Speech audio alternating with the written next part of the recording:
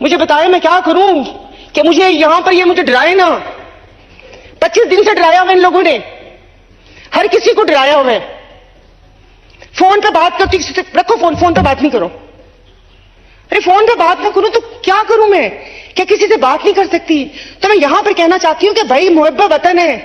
میری پارٹی کو تو ان سب لوگوں نے بولا نا کہ تم لوگ تو ان کی گود میں بیٹھے ہوئے ہو, تم لوگ تو پرو فیڈریشن ہو. ہم نے تو کچھ نہیں بولا, تو کم از کم خدا کے واسطے نہ ڈرائیں مجھے. میں اکیلی میرے بچے ہیں, مت ڈرائیں مجھے. اگر میں بیٹھ کر ایسی کوئی ٹویٹ کر دیتی ہوں یا کوئی بات میں کر دیتی ہوں تو اس کا مطلب اصلاح ہوتا ہے. یہ نہیں میں نے بولا کہ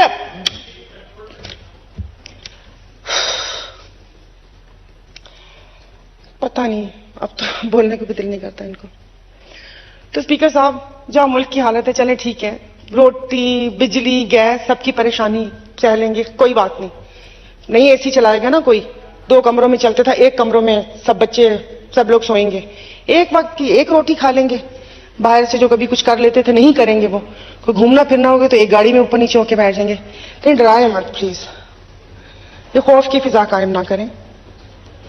اس کو یہ کرنا پی ٹی آئی کی بات آپ کریں تو پی ٹی آئی کو بھی دیکھیں, یہاں پر بیٹھے لوگ کہتے ہیں کہ وہ لائے گئے ہیں, تو لے آؤ نا ان کو جو لے کر آئے ہیں, کیوں چھوڑا ہوا ہے ان کو؟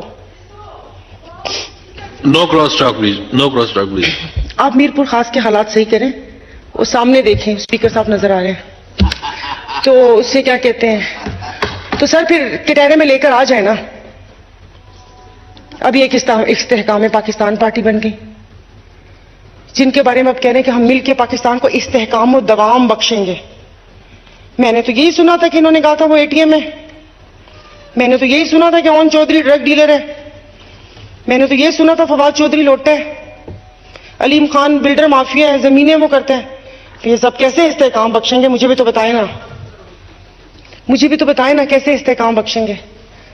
کہ وہ ابھی پتا چلا کسی پی سی بی کے چیئرمین پہ ہو رہا تھا, ان کی فیکٹری سیل کر دی. مجھے اس دن پتا چلا کہ ان کی شوگر مل ہے.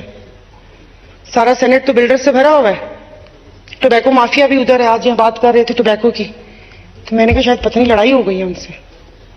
بلڈرز, کانٹریکٹر سب موجود ہیں وہاں پر, تو پھر کل کو یہاں پر بھی آ جائیں گے. جو کرنا ہے کر لیں, کیونکہ جو بھی اگر آپ صحیح کریں گے یا غلط کریں گے اس کا حساب آپ لوگ خود آپ دیں گے. کوئی, کیونکہ وہ ایک ججمنٹ ڈے بھی آئے گا نا, اور وہاں پر تو کوئی خفیہ وہ چیز بھی نہیں وہ ہو سکتی, نہ کوئی سفارش کر سکتا ہے, نہ رشوت چلتی ہے وہاں پر. وہ آپ جانے اور آپ کا کام جانے. لیکن یہاں پر جس وقت جو زندہ ہے نا, ان کو تھوڑا سا زندہ رہنے دیتے.